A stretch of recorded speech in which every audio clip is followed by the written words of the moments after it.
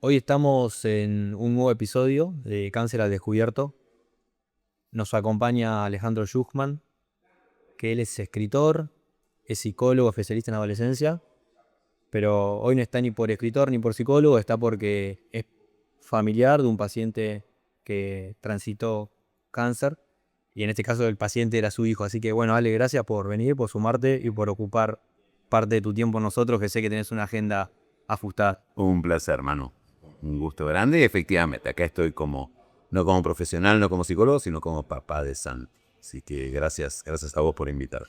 Ale, un poco en este episodio queremos abordar el tema de la familia y cómo acompañar a un paciente oncológico, y creo que para eso es muy importante que vos relates cómo fue tu historia desde el momento diagnóstico y después hasta que arrancaste el tratamiento, porque Santi tiene el diagnóstico de su enfermedad en medio de la pandemia o cerca de la pandemia. Sí. La historia es así, en el 2020, creo que agosto, acá está Santi cerca, a lo mejor me puede corregir si me equivoco con la fecha, porque él es el que lleva el más memorioso de la familia, pero tengo recuerdo de agosto del 2020, plena pandemia. Yo estaba en Neuquén trabajando y Santi un día me dice, tengo una pelotita en la pierna. ¿Sí? Rara vez me dice papá, ¿sí? Claro. Está muy enojado, me dice máquina. ¿Sí? Me dice, máquina, tengo una pelotita en la pierna. Y bueno, estoy yendo a la alemana, al hospital a hacerlo ahora con mamá. Le hacen en primera instancia una placa, la placa lo que ven no le gusta, le hacen una ecografía, placa, ecografía, resonancia, ahí lo ve. Vos en ese momento estabas en Neuquén. Yo estaba en Neuquén, yo estaba en Neuquén, sí, estaba ahí medio varado en plena pandemia, ahí se me mezclan un poco los momentos y las escenas. Y en el lapso de 20 días van pidiéndole estudios de cada vez mayor complejidad porque no les gustaba claramente lo que veían. Aclaro, Santi es muy cuidadoso y deportista y muy obsesivo con su cuerpo. Era la pelotita, el tumor finalmente, estoy spoileando el final, pero obviamente si estoy hablando acá es porque sí, el final no fue lo que queríamos. Era de 2 centímetros con 1 centímetro, algo muy chiquitito, y Santi muy cuidadoso y con mucho hiperfoco en su cuerpo lo descubre. Llega el diagnóstico. Y eso que le hacen una biopsia a Santi. Después de la resonancia, le piden una biopsia y eso sí me acuerdo con absoluta precisión. Yo estaba atendiendo ya allá en Buenos Aires y entro al portal del hospital alemán y veo el diagnóstico, células redondas y azules, ¿sí? Hago lo que no hay que hacer, googleo y dije, ay, lo llamo a mi amigo Carcito Franchi, traumatólogo, le tiré un ladrillo por la cabeza, le digo, Carcito, él está en Río Negro, le digo, esto no está bueno, ¿no? Me dice, no, Ale, pero tranquilo. Bueno, ahí lo llamamos al doctor Malper Ferrada, traumatólogo del hospital y paso que había estado siguiéndolo. Hablo con la secretaria, le cuento la situación, suspendí al paciente. Claro. Ahí no me acuerdo, ahí entré en una especie de nube. Dejé de hacer lo que estaba haciendo, me ocupé de eso y Malter inmediatamente nos dice, mira, llamalo al doctor Jorge.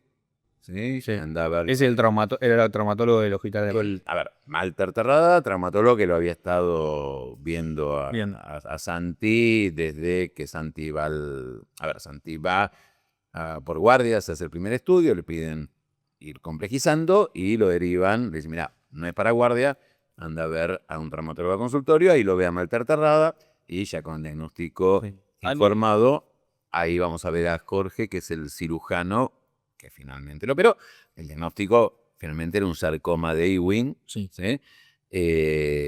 Y Jorge, cuando fuimos al consultorio, fuimos la madre de Santi y yo. Santi entró solo. ¿Sí? Santi en ese momento tenía 20 años. No tengo acá a mi derecha, voy a mirar a ver si algo me equivoco, pero 19 años. Y se puede acercar a una silla, Santi, si quiere, pero. Eh, y dice, entro yo solo. Así que nos quedamos con la madre en la sala de espera. entra Santi, ese momento, no puedo explicar, Manu, el nivel de angustia y de tensión.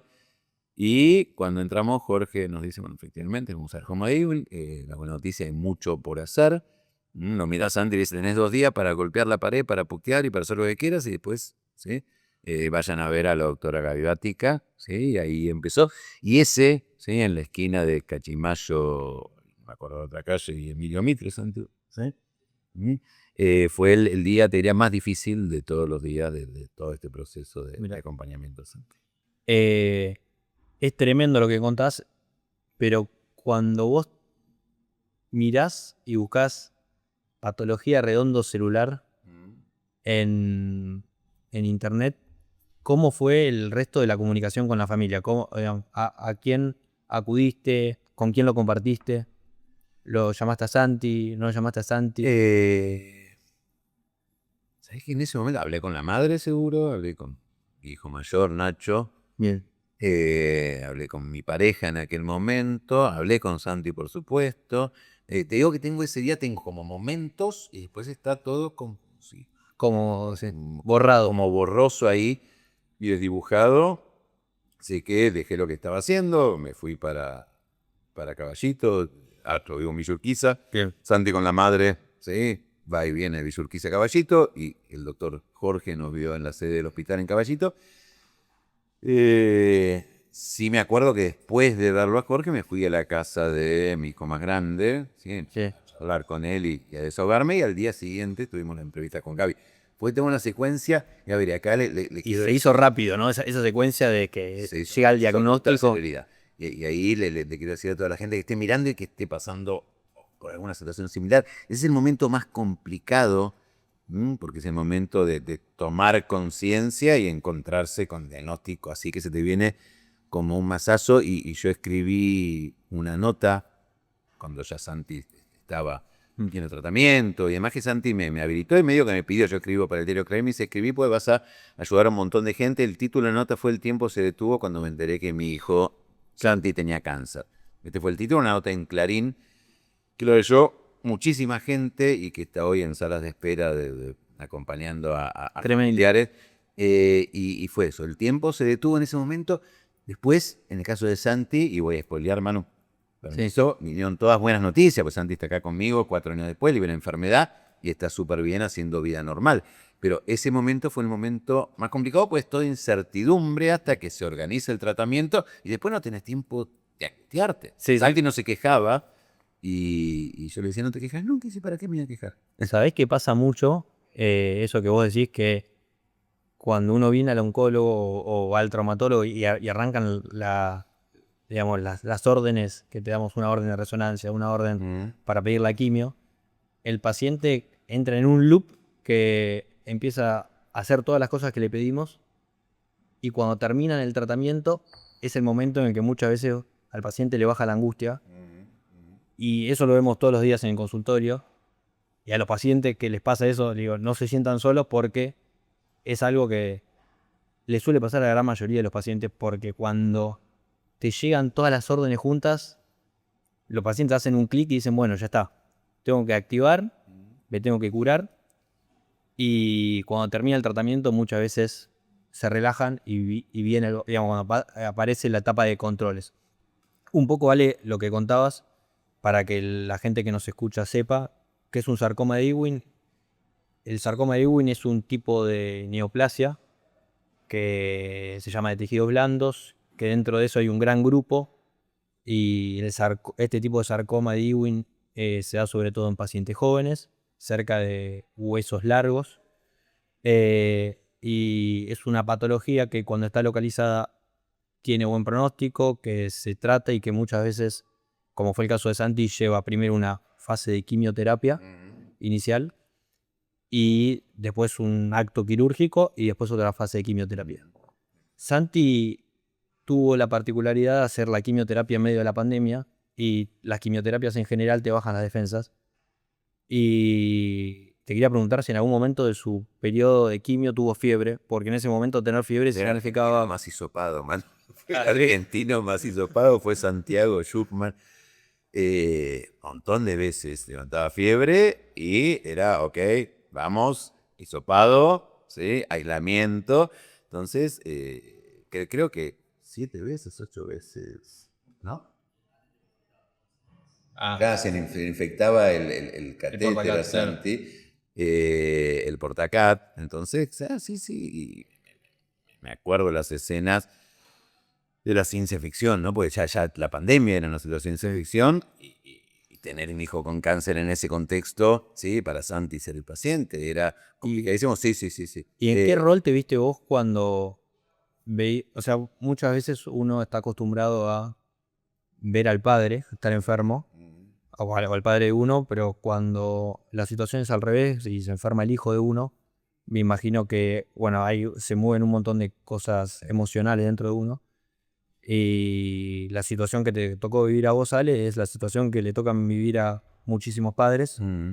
Y, digamos, me interesa qué herramientas usaste para llevar para transitar ese periodo y para hacer que Santi estuviera más acompañado, que él no se sienta abrumado y se sienta contenido y que, viste, uno cuando es adolescente, medio como que es un momento donde se empieza a distanciar un poco de la familia, porque empieza a crecer, pero bueno, en ese momento Santi necesitaba estar contenido.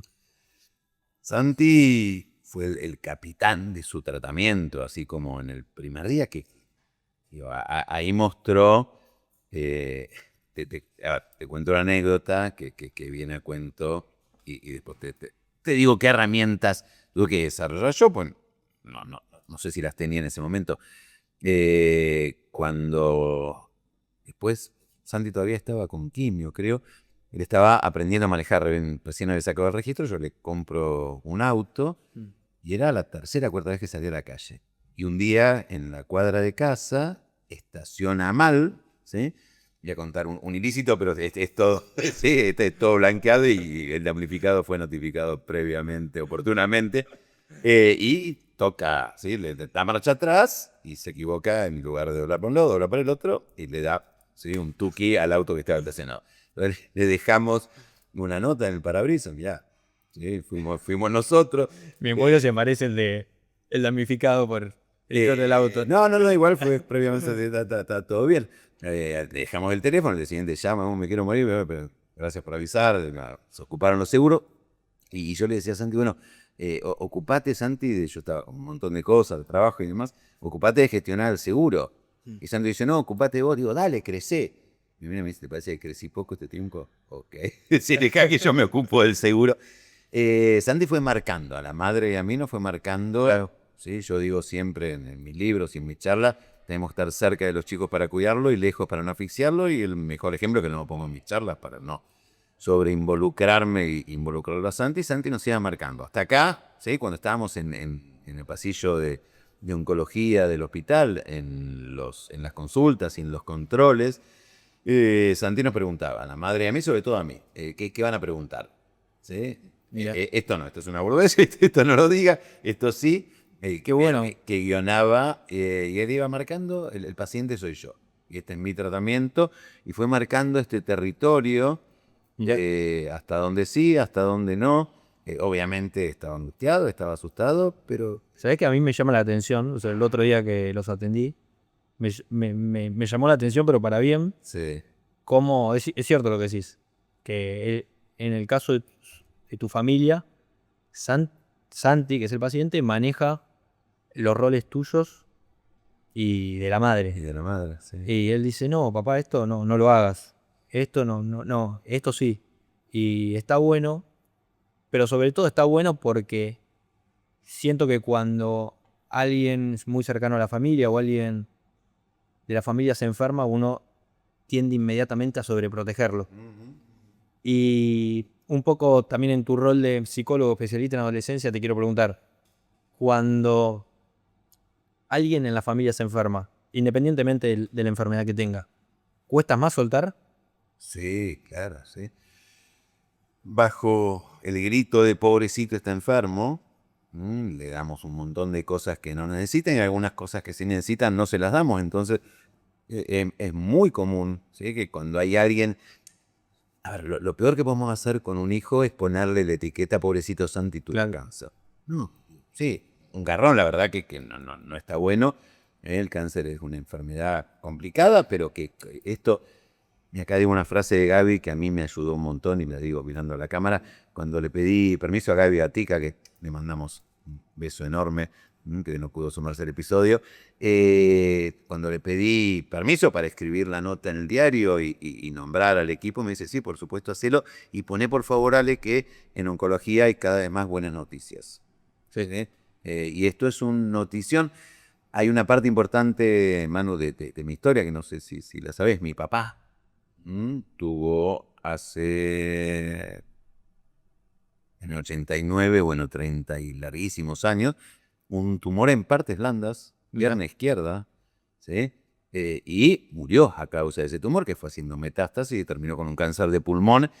Hace 30 y pico de años, la oncología era otra cosa, tardamos muchísimo, tardamos porque yo era parte, yo tenía 22 años en el diagnóstico, fue un proceso larguísimo, no dábamos pie con bola. Y cuando Santi se enferma, tumor, partes blandas, misma pierna, yo no soy demasiado creyente, pero digo, Sí. que se joda esto. Claro, sí. Y bueno, yo creo que el cáncer de Santi vino en mi vida en particular a reparar un poco también el dolor por el cáncer y la muerte de mi papá.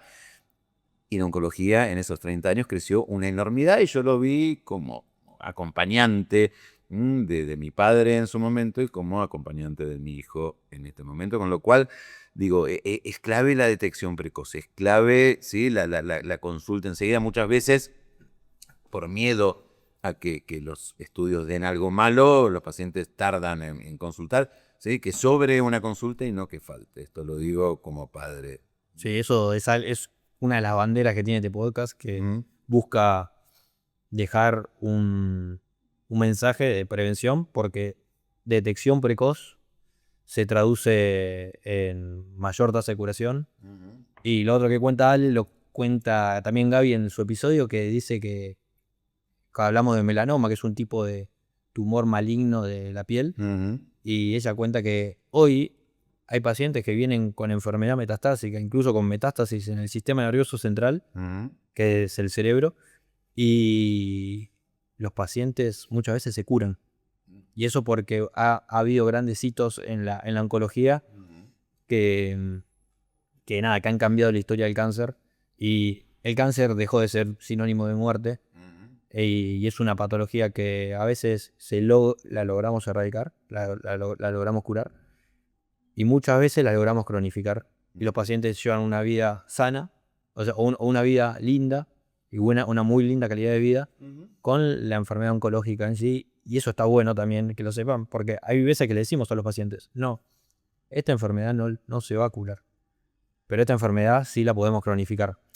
El tema es que uno está más acostumbrado a decir, bueno, la diabetes la cronificamos, la hipertensión arterial la cronificamos. Pero el cáncer, que como vos decís, por los antecedentes que tiene y porque naturalmente las historias malas son las que se cuentan, el cáncer genera miedo, genera angustia, genera incertidumbre. Y el que tiene cáncer, como decís vos, en la familia es, uy, el pobrecito.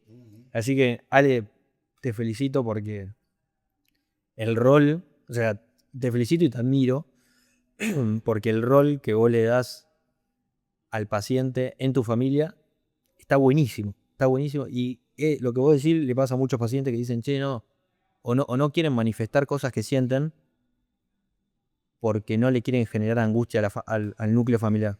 Que esto es clave. A ver, como padre, y yo laburo mucho en crianza, pero no quiero mezclar porque acá no invitaste como psicólogo, pero sí digo esto, nosotros queremos que nuestros hijos sean felices. Y como queremos que sean felices, no les enseñamos a sufrir y los maltratamos dándole un montón de cosas que no necesitan. Y cuando tienen un dolor tan cierto, no una fiebre, no una gripe, sino cáncer, que cáncer, cuando yo era chico, bueno, vos sos mucho más chico que yo, pero tiene la papa, no se nombraba, ¿sí? Claro, sí, no sé. Era como el presidente riojano, que era, ¿sí? Mala suerte nombrar esa palabra porque era tremendo. Y hoy podemos hablar de cáncer, o por lo menos, a ver, en lo personal, podemos hablar de cáncer sin miedo. Es una enfermedad. Ale, hasta hace no muy poco yo iba a la facultad y cuando hacíamos las recorridas en las camas de los pacientes, Sí. no decíamos cáncer, decíamos CA. Este paciente tiene un CA de tanto. Ah, mirá, O sea, la palabra cáncer mirá. también es por la prensa que tiene. Y en el resto de las especialidades que no es oncología, el cáncer, cuando entra un paciente con cáncer, medio como que el médico dice, ay, este paciente se pone nervioso porque cree que ese paciente no tiene buen pronóstico. Y hoy, como vos decís, como dice Gabriela, bueno, como dicen todos los entrevistados, no es así. Los pacientes hoy con cáncer se curan, se sanan, se cronifican. Obviamente que hay historias de todos los colores y de todas las paletas, Seguro. pero hay historias de todos los colores y todas las paletas en los pacientes hipertensos, en los pacientes infartados, en los pacientes diabéticos. ¿Cuántos pacientes, Manu, acá se mueren por patologías coronarias, por mala alimentación, por sedentarismo, por un montón de cuestiones que generan una mala calidad de vida? Y hay mucha gente que, si vos decís un infarto, bueno, un infarto no. Digo, puede morir igual de un infarto que de un cáncer maltratado, ¿no? Digo, el cáncer no es sinónimo de muerte hace mucho tiempo. y yo esto lo veo con Sandy. Y por supuesto que hay una parte que no es menor y no es sencilla, que tiene que ver con después de la enfermedad. Yo siempre digo, después del diagnóstico fueron todas, en el caso de Santi, afortunadamente, fueron todas buenas noticias. Hay momentos de angustia, sí, un montón de consultas que yo a veces me enojo con Santi, después entiendo, porque es ir a la guardia y me apareció esto, y hay un montón de cuestiones que finalmente no son nada, pero obviamente el paciente con cáncer queda, no sé, Manu, acá te pregunto, a vos como oncólogo hipersensibilizado en general, con un hiperfoco sobre su cuerpo. Bueno, nosotros tenemos la suerte de poder tener un buen sistema de medicina prepaga.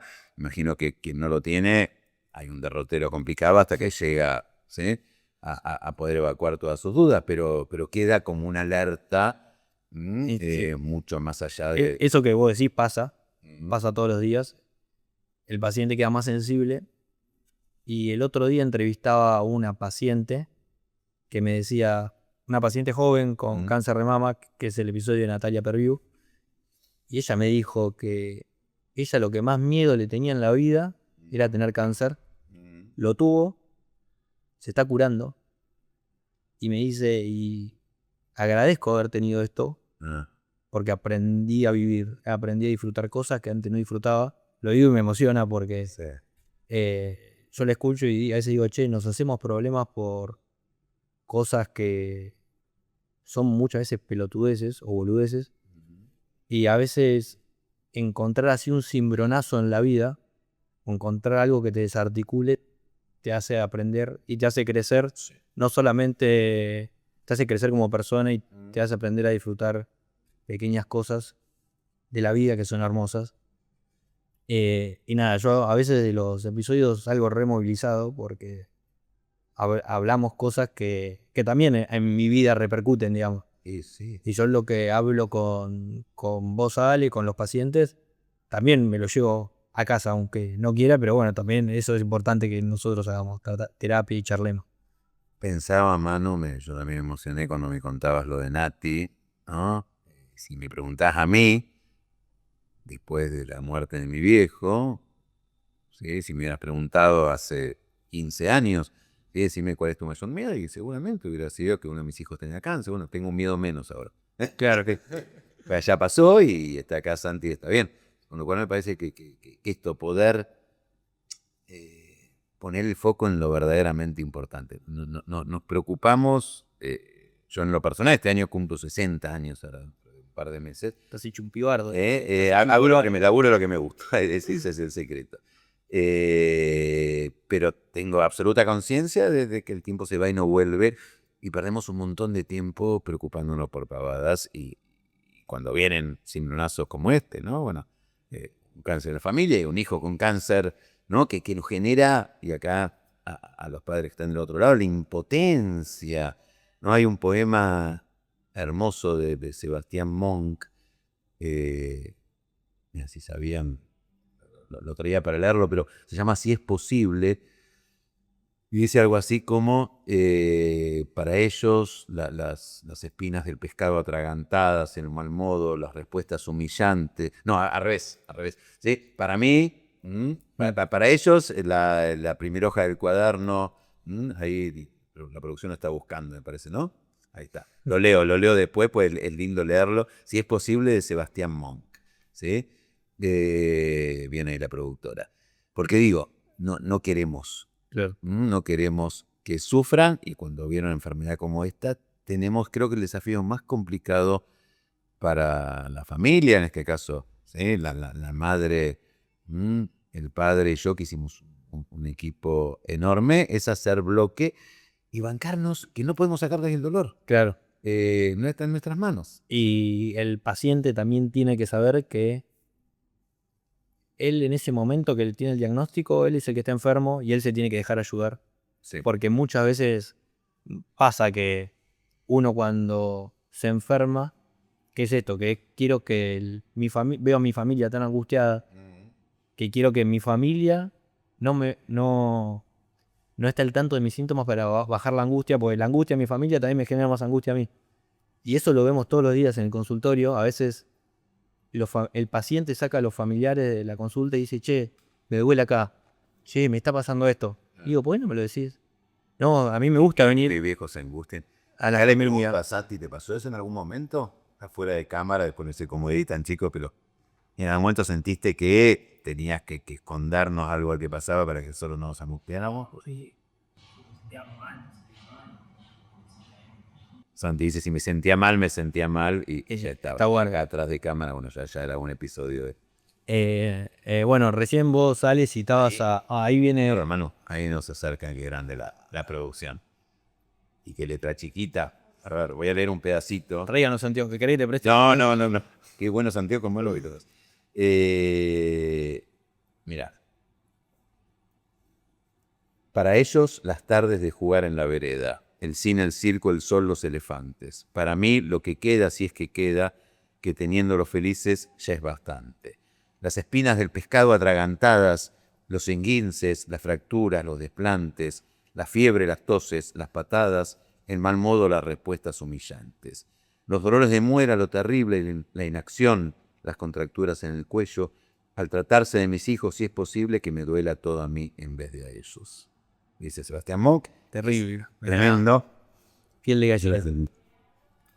Y es eso, ¿viste? Entonces, un hijo con cáncer y ese poema, guardátelo porque sí, no hay manera. Y hay que remontar desde ahí. Ale, vos citaste a pero yo quiero citar una frase que vos escribís en tu libro. Sí. Ale, aparte de ser psicólogo, de ser familiar de paciente con cáncer, es escritor. Y es un escritor que creo que en sus cuentos plasma mucho esto que estamos charlando acá. Sí. Y en el libro No huyo, solo vuelo, hay una frase que dice: uno cree que está preparado para todo hasta que la vida te sacude y te deja sin aire. Ahí es cuando entendés que el miedo no es debilidad, sino parte del amor más profundo.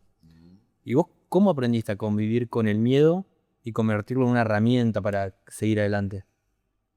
El miedo puede ser ancla, ¿sí? El que puede paralizar o puede ser trampolín. ¿Sí? El miedo puede ser tu enemigo o puede ser tu socio. Con mucho, y acá es clave esto, mucho laburo terapéutico. ¿Sí? A mí el título de psicólogo en esta historia no me sirve absolutamente de nada. Yo les edité. Claro. ¿Sí? Santi le mandamos un beso a Giselle, a la licenciada Giselle Hammerschlag. ¿Sí? ¿Está bien el apellido, Santi? ¿Será? Apellido más complicado que el mío, Giselle, y la acompañó y la acompaña Santi un montón. Y yo consulté con una psicooncóloga, además de seguir con mi terapeuta. Es clave el acompañamiento terapéutico a la familia, justamente para no ser macana y para pararnos en el punto justo. Es válida la angustia, es válido el miedo, ¿sí? De la familia, del paciente, el tema. ¿Qué hacemos, ¿sí? Con esta angustia? ¿Qué hacemos con estos miedos? Si los generamos, los transformamos en el combustible que nos permita ir atravesando las distintas etapas del proceso, pues hay de todo. Hay momentos de gloria, como cuando ¿sí? Salió Santi de quirófano y Jorge dijo márgenes libres, que es lo que ¿sí? En el primer corte, que es lo que todos queremos escuchar. Y eso es fantástico. Hay momentos de mucha incertidumbre. Los controles, y esto es súper importante, hermano. Santi va por su 4.º año de controles semestrales, trimestrales al principio. Los primeros 2 años y después... Sí, después semestrales. Y ahora creo que ya el próximo es al año, ahora, ¿no? El último de 6 meses, ¿ok? Y a medida que pasan los controles, y esto va a sonar medio raro, yo sé que Santi está sano, entonces los controles ya no me generan, a mí como padre, ¿sí? A ver, como paciente, creo que le genera ansiedad y le despiertan viejos fantasmas. Yo estoy contento que voy a saludar a Gaby y al equipo. Claro. ¿Sí? Y Gaby lo dice, bueno, ya son visitas sociales, obviamente prefiero encontrarme en el cafecito de la vuelta del hospital y darte un abrazo, pero va bajando muchísimo la ansiedad es exceso de futuro, ¿sí? Y uno se aprende a anclar en el aquí y ahora y entender que esto es parte del proceso y que nosotros somos parte del proceso. Qué bueno, creo que esto que decís, posta que ayuda, porque el familiar medio que cuando tiene el diagnóstico dice, bueno, yo me aboco al enfermo, al familiar que está enfermo, digamos. Sí. Y ellos como que se descuidan, y está buenísimo que también el familiar del paciente enfermo vaya a terapia. Se llama cuidar al que cuida. Yo no puedo en el avión cuando te explica, afortunadamente pasa poco, digo, para la gente que le tiene miedo a volar, el avión no se despresuriza, pero tienen la obligación los tripulantes de cabina de explicarte, y que cuando si el avión en un eventual caso de despresurización de cabina, ¿sí? Tenés que tener vos la máscara de oxígeno antes de ayudar a alguien. Y en esto es clave. Yo no puedo acompañar a mi hijo si yo estoy, ¿sí? Con mis emociones totalmente descuajeringadas y desequilibrado. No hay emociones buenas y malas. Lo bueno, lo malo es lo que hacemos con las emociones. Entonces, la angustia, la desesperación también, porque hay momentos en el que es desesperante ver que un hijo está enfermo y el futuro incierto, lo gestiono. Yo no le puedo jugar la vida a Santi, o intento no hacerlo, ¿sí? Y con la madre lo mismo, pedimos ayuda por fuera, justamente para no impactar en el paciente. Es imposible autogestionarlo. Claro, así gestionar el futuro es algo más complicado que tenemos los seres humanos. Y para poder vivir el presente, ¿no? Para anclarnos acá, ¿sí? Y esto, ir... a ver, y esto hermano lo digo y es raro, hubo momentos lindos en el tratamiento. La internación Santi tuvo, y lo decía Gaby, el protocolo más largo de oncología, si estoy diciendo. Sí, es cierto. Fueron meses de quimio, la cirugía y la quimio de consolidación. Claro. Y en la internación hubo momentos lindos. ¿Sí? De repente estaba mi hijo con quimioterapia en la cama del hospital y estábamos pasándola bien ahí. Y sí, eso era parte de lo que teníamos que vivir. Entonces uno puede elegir, y esto yo lo aprendí con Santi, lo aprendí mucho con un libro que me marcó un montón, La bailarina de Auschwitz, no sé si lo leyeron, de Edith Eger. Edith sobreviviente del lugar más espantoso en el que puede estar un ser humano, que es uno de los campos de exterminio más cruentos del genocidio nazi. Y ella cuenta un momento mágico en donde se escapa del campo a riesgo de que la fusilen para darle una zanahoria a su hermana que estaba agonizando arriba de una pila de cadáveres. Digo, peor que eso, ¿no? Claro. No se puede estar. Y ella va a rescatar una zanahoria llena de tierra para mostrarle a su hermana que había esperanzas de vida. ¿Sí? Bueno, este es el rol, con mucho menos drama y mucha menos tragedia que nos toca a los familiares, ¿sí? Poder sostener una mirada optimista aún en el dolor y aún en el miedo, gestionando nuestras propias emociones, pidiendo ayuda, no hay otra manera. Sí, anclarse al presente, que eso, todas las cosas que generan incertidumbre, Sí. no saber qué va a pasar en el futuro, todas las cosas que desconocemos que pasan en el futuro, la muerte, todas esas cosas a veces nos lo llevan a uno sin darse cuenta a hacer futurología, o al menos eso creo yo, por lo que veo. Y estas herramientas que vos comentás para, digamos, ir a terapia, charlar, hablar, para cuidar y estar bien uno, son muy importantes. Porque eso repercute directamente en el paciente. Y la salud, aparte de existir la salud biológica y orgánica, que en este caso, bueno, no hay más tumor. La salud mental, que si bien no hay ningún trabajo que lo explique, pero yo estoy seguro que, y es una creencia mía, no tengo evidencia científica que me avale, pero que las situaciones emocionales, de estrés, de angustia, de, de desorden así mental, te llevan a enfermarte y en muchos casos, y estar bien unidos, estar juntos en momentos difíciles y saber acompañar ayudan que esa persona, cuando está enferma o antes de enfermarse, se sienta más contenida. Sí, el cuerpo, Manu, y a ver, no hay evidencia científica porque no es comprobable en laboratorio, pero sabemos, Sí, los que trabajamos en salud, vos y yo, que el cuerpo habla todo lo que nosotros silenciamos. En la historia familiar, y esto lo tuvimos mucho trabajando cada uno en su espacio, y Santi en su espacio terapéutico, permiso Santi para contar esto, ¿sí? El tema del territorio, en mi familia hay una serie de exilios, ¿sí? Mi abuelo se vino de Rusia escapándose del servicio militar en Siberia. Yo tuve un exilio a mi 1 año y medio porque mi viejo era presidente del Centro de Estudiantes de Ingeniería. No presidente, pero tenía un cargo alto. Nos tuvimos que ir a Estados Unidos después de la noche de los bastones largos. mirá. Con lo cual, el tema del exilio, el tema del territorio, tiene un peso muy importante en la familia. ¿Sí? La pierna, ¿sí? Juega un papel importante en esto. Mi padre cáncer en una pierna, mi hijo, ¿no? Con lo cual, digo, no, el cuerpo no se enferma porque sí de cualquier cosa. Ahora, una vez que la enfermedad ya está, ante la enfermedad, la mejor calidad de vida que podamos tener para que nuestro cuerpo nos pase la menor cantidad de facturas posible. Una vez que nos enfermamos, poder entender el proceso, porque ¿sí? La salud mental y la salud física son una sola cosa, lamentablemente. Bueno, Es la salud, eso es la salud. es la salud. La salud física también incluye la salud mental. Quiero decir, mano, y te lo digo con absoluta honestidad, que tanto Gaby como vos, como toda la gente del equipo de Gaby, tiene un nivel de empatía, de amorosidad y de conexión con el paciente que fue clave. A mí y bueno, a Santi, ¿sí? En primer lugar, a la madre y a mí, que éramos el triángulo. El hermano estaba muy presente en el tratamiento, pero no iba directamente a las consultas, no interactuaba tanto como ustedes, Nacho. Pero el acompañamiento humano es clave, ¿no? Hacen falta en la medicina y mucho más en oncología la contención, la empatía, porque esta es una pata fundamental. Duele mucho menos, ¿sí? Cuando tenés a alguien que te acompaña del otro lado. No te va a solucionar el problema, no te va a curar la empatía, pero la conexión alivia el dolor siempre, siempre. Sí, la conectividad es importante Sí, y ustedes son absolutamente amorosos y empáticos. Gracias, Ale, por esto que decís. Te iba a preguntar qué herramientas le das a la familia, pero creo que ya nombraste unas cuantas. Podemos repasar, si querés, podemos hacer el chat de la cajita de herramientas.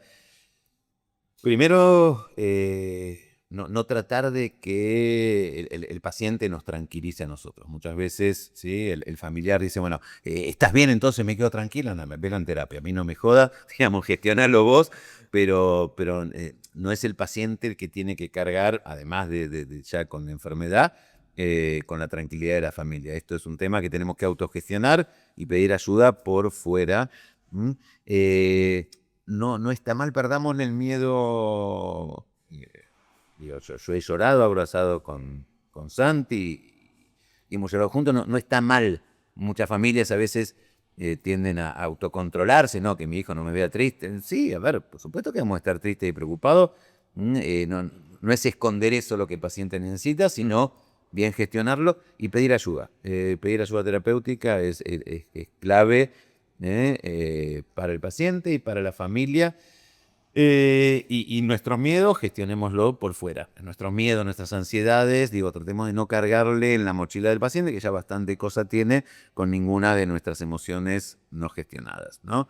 Somos responsables del 90% de las cosas que le pasan a nuestros hijos, obviamente no cuando un hijo se enferma, pero seamos prudentes. Mi papá tenía una frase hermosa, Manu, mi papá era ingeniero, sea tan amable de poner neuronas en funcionamiento antes que la lengua en movimiento. ¿Sí? Con un hijo con cáncer y siempre, ¿sí? como un hijo con cáncer y siempre seamos prudentes a la hora de hablar. Qué lindo, Ale, todo lo que decís. Y me encantó la frase de tu viejo. Probablemente se la robe. Quiero que lo sepas. Tuya. ¿Cómo se llamaba de nombre? Mi viejo Jaime Como Schuchman. voy a citar, como decía. Como dijo Schuchman. Jaime Schuchman, sí señor.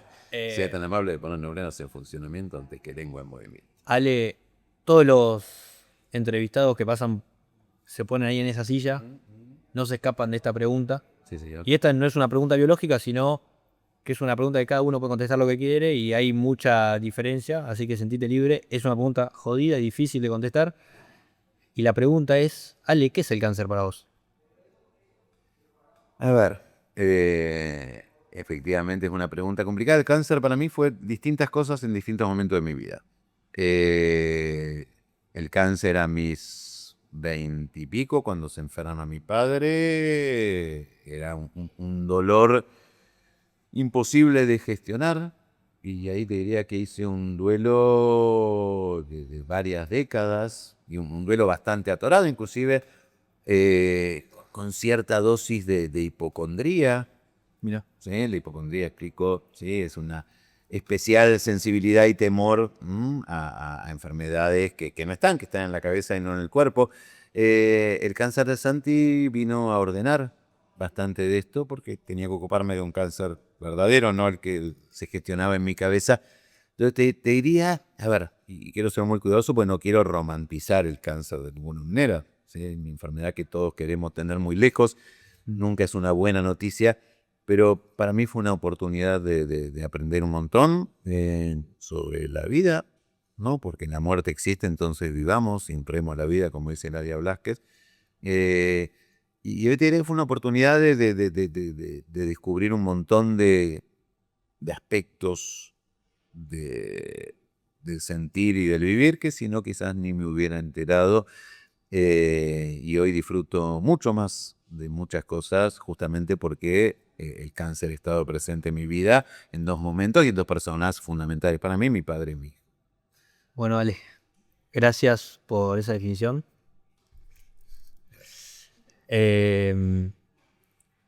Gracias por venir, gracias por estar y gracias por sumar tu valioso testimonio a este proyecto que busca visibilizar una enfermedad que existe, que no debe ser callada, que debe ser escuchada y que la compañía de la familia, la compañía de los seres queridos, de los amigos es fundamental en el tránsito, en los controles y en cualquier momento.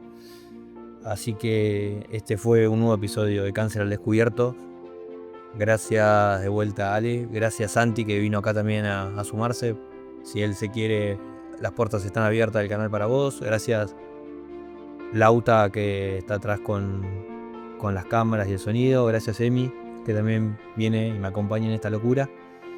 Gracias y los vemos en el próximo episodio de Cáncer al Descubierto.